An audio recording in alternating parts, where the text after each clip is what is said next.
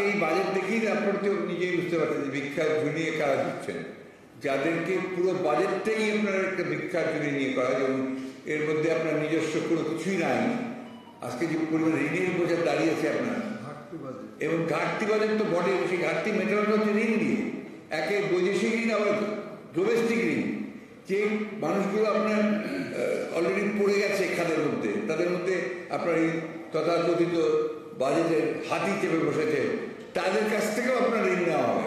এবং সবচেয়ে দুঃখজনক ব্যাপার যেটা, যে আমাদের দেশে আপনার নিম্নবিত্ত আয়, মধ্যবিত্ত, এরা কিন্তু আপনার ওই ব্যাংকের টাকা জমা রাখে, এবং অনেকে আপনার রিটায়ার করার পরে ফিক্সড টাকা, পেনশনের টাকা যা পায় তা ফিক্সড জমা রাখে।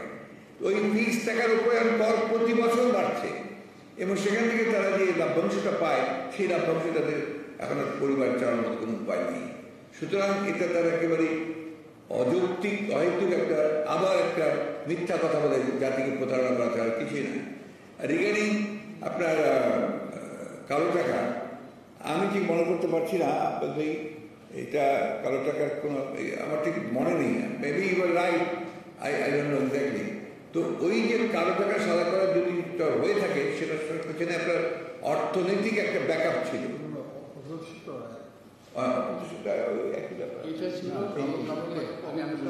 একটু কোনের কথা বলতেছ, কোনি একটা সেই সময়, আগের সময় তো ছিল না, আগের সময় তো ছিল না। হ্যাঁ, এক থেকে না, ও যেটা বলছেন যে 5-6 বাজেটে নাকি 6-7 বাজেটে না, 1 থেকে 6 বাজেট। না, আমাদের একটা পুরো সময়টা ছিলই না, অপ্রদর্শিত আয়, অপ্রদর্শিত। এটা ছিল আরেকটা ডিফারেন্স আসতো, একটা হচ্ছে অপ্রদর্শিত আয় আর কালো টাকা, দুটোর মধ্যে একটা ডিফারেন্স আছে।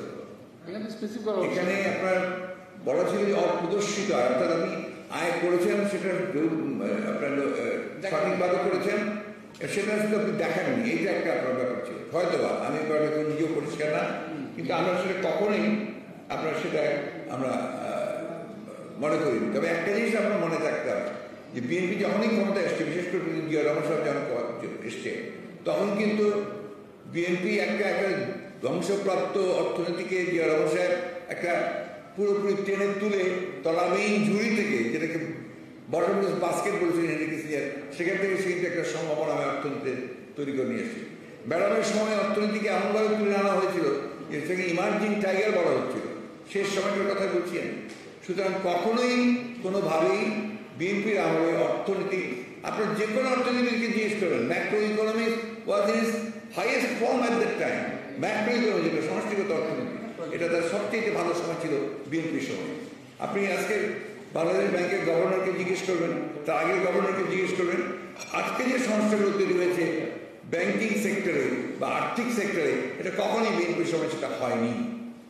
আর কালো টাকা সাদা করার কথা আপনি যেটা বলছেন না, এটা হতে পারে অপ্রদর্শিত আইনজীবী, এটা হতে পারে, আমি সেটা ঠিক মানে, বাট তখন যে অর্থনীতির একটা স্টেবল কন্ডিশন ছিল। এখন তো আমাদের কথা না, প্রত্যেকটা অর্থনীতিবিদ বলছেন যে মহাসংকটে, এবং এমনও কথা বলছে যে আগামী বছরগুলোতে যে কি খারাপ অবস্থা আসবে, এটা আমরা ঠিক বুঝতে পারছি না। আর সরকারের সেদিকে তারা আবারও সেই তাদের মেগা প্রজেক্ট নিয়ে